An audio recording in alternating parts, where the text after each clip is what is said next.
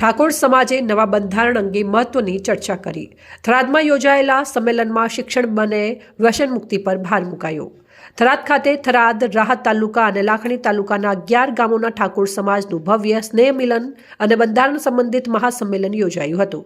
આ કાર્યક્રમનો મુખ્ય ઉદ્દેશ્ય સમાજને વધુ મજબૂત બનાવવાનો અને નવી પેઢીને યોગ્ય દિશા આપવાનો હતો। સંમેલનમાં ઠાકોર સમાજના નવા બંધારણ અંગે મહત્વપૂર્ણ ચર્ચાઓ કરવામાં આવી હતી।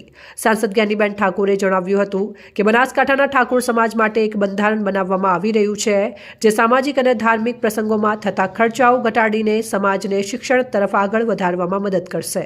તેમણે ભારપૂર્વક જણાવ્યું કે અન્ય સમાજોની સરખામણીમાં ઠાકોર સમાજમાં શિક્ષણનું પ્રમાણ ઓછું છે, જેનું એક કારણ પ્રસંગોમાં થતો વધુ પડતો ખર્ચ છે।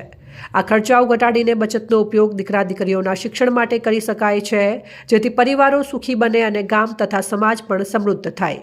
જ્ઞાનીબેન ઠાકોરે વ્યસન મુક્તિ પર પણ ભાર મૂક્યો હતો અને તેમણે કહ્યું કે વર્તમાન સમયમાં ડ્રગ્સ અને દારૂના કારણે સમાજના ઘણા યુવાનો બરબાદ થઈ રહ્યા છે। ઠાકોર સમાજે આવી બદીઓમાંથી બહાર આવીને ઓછા ખર્ચે પ્રસંગો ઉજવવા જોઈએ અને બચતનો ઉપયોગ શિક્ષણ તથા પરિવારના ઉત્કર્ષ માટે કરવો જોઈએ। આવનારા સમયમાં સમગ્ર ઠાકોર સમાજ સદારામ બાપુના ફોટા મૂકી આ બંધારણને અમલમાં મૂકશે। આ આયોજનનો હેતુ એક સમાજ એક રિવાજ શ્રેષ્ઠ સમાજનું ઉદાહરણ પૂરું પાડવાનો છે, જેથી ઠાકોર સમાજ માનવતાનું ઉત્તમ ઉદાહરણ પૂરું પાડી શકે અને અન્ય સમાજોની હરીફાઈમાં આગળ વધી શકે।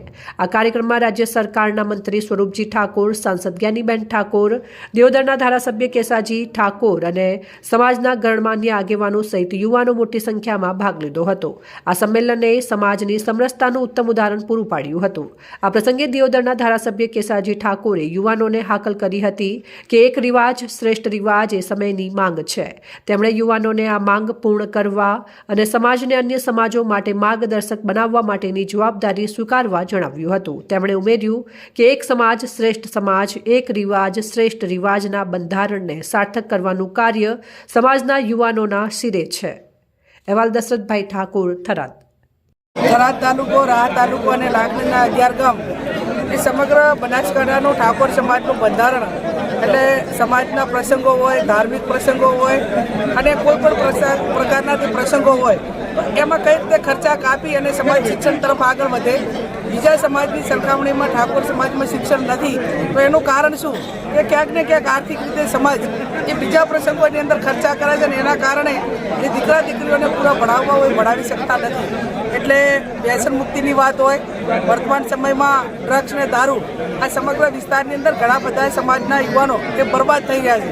ઠાકોર સમાજ ઘણી બધી નાના મોટી બદીઓ છે, એ બદીઓમાંથી બહાર નીકળે અને ઓછા ખર્ચે પોતાના પ્રસંગો કરી અને જે બચત હોય એ પોતાના દીકરા દીકરીઓને ભણાવી પરિવાર સુખી થાય તો ગામ સુખી થાય, ગામ સુખી થાય એટલે સમાજ સુખી થાય અને સમાજ સુખી થાય એટલે માનવતાનું જે કામ કરવાનું છે।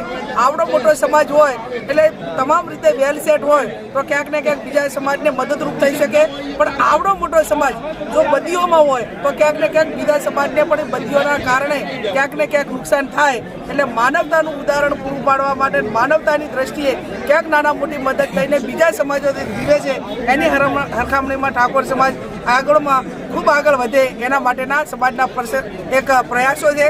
આવનાર સમયમાં આખો ઠાકોર સમાજ ભેગો થઈ સદારામ બાપુના ફોટાઓ મૂકી અને આ બંધારણ અમલમાં મૂકશે અને અમલમાં મૂક્યા પછી આ સંપૂર્ણ રીતે આ બનાસકાંઠાનો ઠાકોર સમાજ એક રિવાજ એક સમાજ શ્રેષ્ઠ સમાજનું ઉદાહરણ પૂરા પાડવા માટે આ એક આયોજન કરવામાં આવ્યું છે।